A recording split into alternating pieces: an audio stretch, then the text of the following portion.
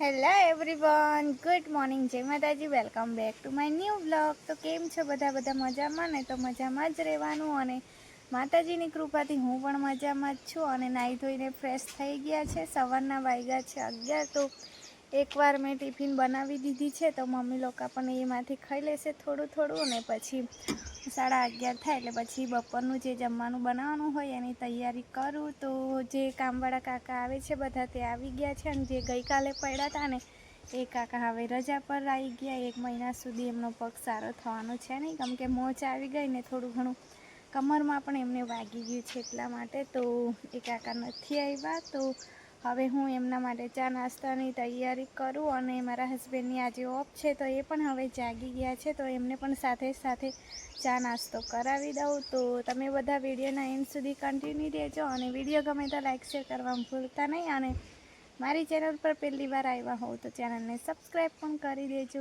તો ચાલો વિડીયોમાં કન્ટિન્યુ રહેજો એન્ડ સુધી. ગાઈસ, બપોરના 12:15 જેવા થયા છે, અને કંઈ વિડીયો નહીં બનાવતો.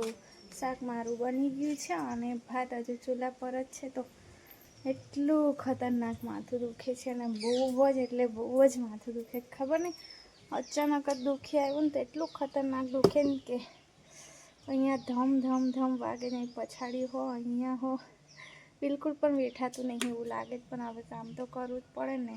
મમ્મીને જમવાનું બનાવવાનું એટલું બધું ફાવતું નહીં, એટલા માટે તો ગોળી મેં એક પી લીધી છે તોય નહીં સારું થતું. તો હવે હું જાઉં દાદી પાસે, ઝંડુબામ હશે તે લઈ આવું, લગાડું ને સારું લાગે તો ઠીક છે, બાકી ઊંઘી જવું પડશે મારે. તો આસ્તાને મમ્મી રમાડે છે, કેમ કે મારાથી બનતી જ નહીં આજે.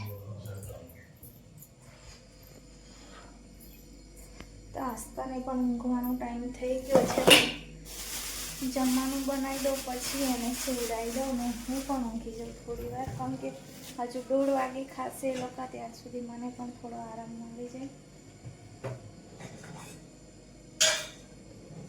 થોડું કોઠું ખાઈ લો, કંઈ કોઠું ખાવાથી માથું થોડું હલકું થઈ જાય, ચટપટું ખાવાથી. પપ્પા પણ રાજપીપળા ગયા હતા, બધું લાઇટ ફિટિંગ કરવાનું સામાન લેવા, તો લાવી દીધું છે, આગળ ઉતારે છે. અરે ભગવાન, એટલું ખતરનાક માથું દુખે છે. ઝાડુની ગોળી હો પી લીધી, બાકી ઝાડુને પણ રોજ દુખે. આજે મને દુખ્યું છે, તો એમની ગોળીથી છે ને મને અડધી પીવું ને તો એ સારું થઈ જાય, પણ આજે આખી પીધી તો એ સારું નહીં થતું.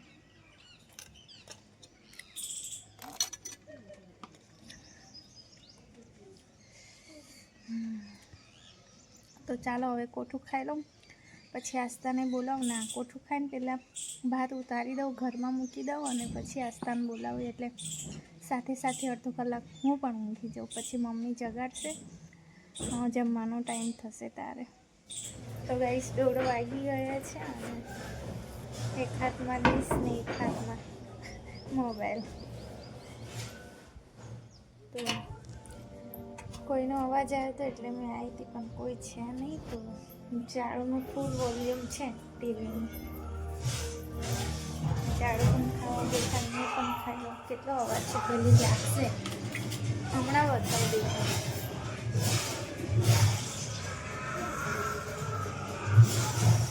ચાલો હવે ખાઈ લો. લીધું છે, અને હા બની ગઈ કે બનાવી દો, પણ એમની થઈ ગઈ. લાવ તો હું બનાવી દઉં. ચાલો ગઈશ, કાકા લોકોએ પણ જમી લીધું છે, ને બહાર આરામ કરવા બેઠા છે. તો હું ઉપર જઈ આવું, અને એક કાકા છે તે ઉપર કામ કરે છે લાઇટિંગનું, તો ઝાડુ પણ ઉપર જ છે.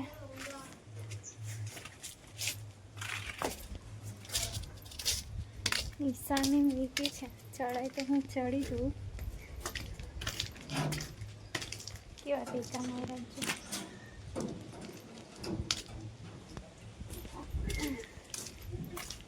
મસ્તી ચાલે. જોતા અહીં આંબલી નીચે જઈને બેઠા જ ઉપર. તો ઝાડુ હસે છે મારી પર. મેં ઝાડુ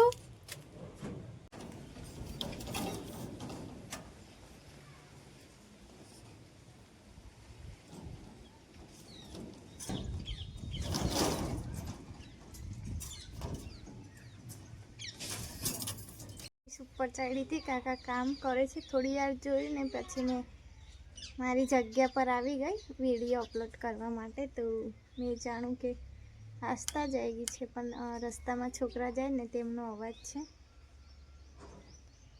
આમ તો મમ્મી નીચે છે એટલે વાંધો નહીં, બૂમ પાડશે મમ્મી જાગશે તો ઝાડુ છે એક ઉપર છે અને હું ધીમે રહીને ઉતરી ગઈ નીચે, કેમ કે ગઈકાલે કાકા પડ્યા હતા એટલે થોડું એમ કાળજી રાખવી પડે, મસ્તીમાં હું પડી જવાય એટલા માટે. તો એ કાકા લોકો ખબર નહીં શું કરતા હતા. એક ભાઈ કહેતા હતા કે મસ્તી કરતાં પડી ગયા હતા, એવું પણ કામ કરતી વખતે મસ્તી નહીં કરવી જોઈએ. બાકી તો આ તો ઓછું વાગ્યું, ઓછું તો નહીં પણ એમના પગમાં છે ને વાગી જ ગયું છે. ખાલી તૂટ્યો એટલો નહીં, પગમાં મોચ આવી ગઈ છે બરોબરની અને કમરમાં વાગી ગઈ છે એમને. તો હવે કાકાનું કેટલું કામ રોકાઈ ગયું, બાકી કેટલું અમારા જ ગામમાં જુઓ ને, એકાદ મહિનો કામ ચાલે, વધારે પણ 2-3 મહિના કામ ચાલે એટલું કામ જીજાને મળ્યું છે અહીંયા ને અહીંયા. તો એકાદ મહિનો તો અમારે તો અહીંયા જ ચાલશે, પણ બીજું પણ કામ મળ્યું છે એમને. તો હવે કાકા સારા ના થઈ ત્યાં સુધી એમને કામ પર કોઈ બોલાવે પણ ના ને એમનાથી થાય પણ ના, એટલે હવે ઘરે જ રહેવું પડશે. કંકોત્રી હા,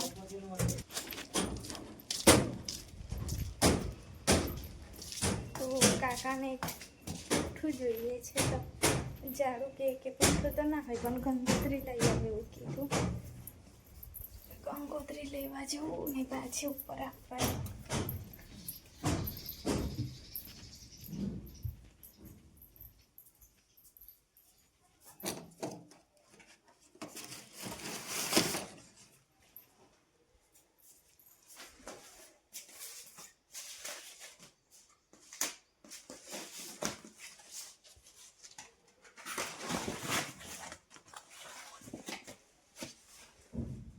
કંકોત્રી મને મળી ગઈ છે, તો ઉપર આપી આવું. ને સ્કાર્ફ મારો ફાટી હોય ગયો પણ તોય મેં યુઝ કરું છું. તો નોર્મલ આટલા મોટા દુપટ્ટા લઈને કામ કરતા નહીં ફાવતું, તો આવા નાનો સ્કાર્ફ હોય ને તો ગળામાં નાખીને કામ કરી લેવાય.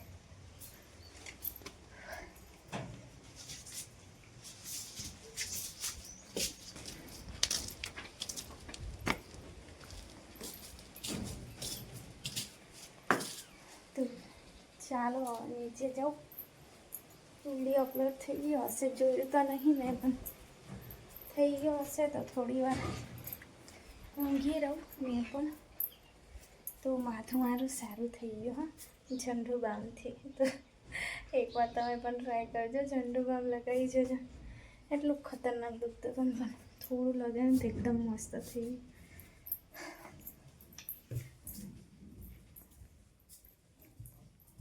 ચા પીવાનો ટાઈમ થઈ ગયો છે અને મેં બનાવ્યો છે ઉકાળો. તો ચાલો હવે ઉકાળો પી લઈએ. અમે ચા મેં પી લીધી છે અને આજે કાકા લોકો વહેલા જતા રહ્યા, બપોર પછી નહીં કામ કર્યું, બીજે કામ કરવા ગયા, કેમ કે આજે અહીં કામ કરવા જેવું નહોતું એટલે આસ્થા દાદાને શુકલ દાદા બોલ્યા, જા બોલાવી આવ શુકલ દાદા એવું કહેજે. ઉભા રહેજો.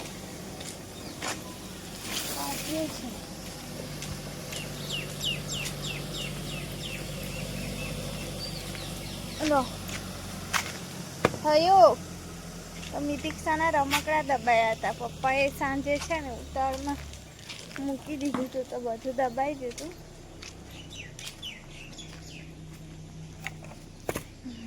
અને હોમવર્ક કરવાનું પાછી.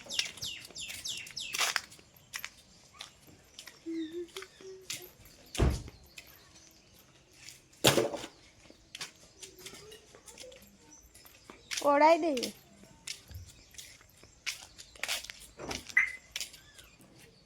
તો ચાલો ગાઈસ, હવે મારું પાણી આવી ગયું છે, હવે પાણી ભરું અને પછી વાસણ પણ ધોવાના બાકી. તો આજે આળસ કાઢી છે ને એટલે કામ ટાઈમ પર નહીં થયું. તો ચાલો હવે વાસણ ધોઈને પછી મળીએ આપણે. તો ગાઈસ સાંજના 6:30 જેવા થયા છે અને જમવાનું બનાવવાનું મારે હજુ બાકી છે. તો થોડી તબિયત નરમ થઈ ગઈ છે, કેમ કે આજકાલ થોડું કામ વધારે થઈ ગયું છે એટલા માટે. તો તબિયત મારી આજે જ બગડવાની હતી અને આવતીકાલે ઉપર સ્લેબ ભરવાના છે. તો કાલે જમવાનું પણ વધારે બનાવવું પડશે. 20 લોકોને તો બનાવવું જ પડશે અને ઘરના ગણે તો 25 જણનું મારે ખાવાનું બનાવવાનું છે ને તબિયત આજે બગડી ગઈ છે.